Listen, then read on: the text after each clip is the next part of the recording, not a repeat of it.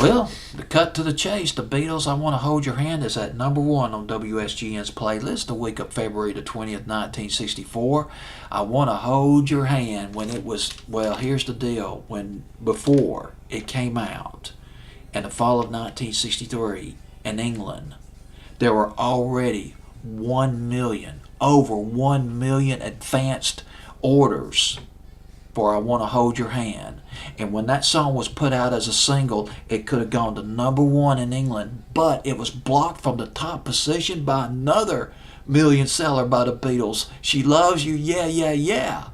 And it blocked I Want to Hold Your Hand out of the number one position for a couple of weeks, but when it went to number one in England, it stayed there for 5 weeks. Beatlemania was just, they exploded in England. Detonated like a nuclear bomb in 1963.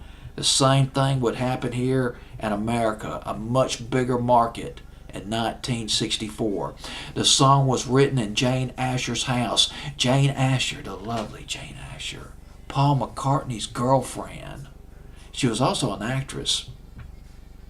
Well, she did some acting.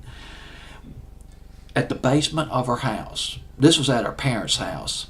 This is where Paul McCartney and John Lennon, they got together in the basement. There's a small stuffy room that had musical instruments in it. Jane Asher's mother taught the oboe in that room, but there was also a piano in that small stuffy room.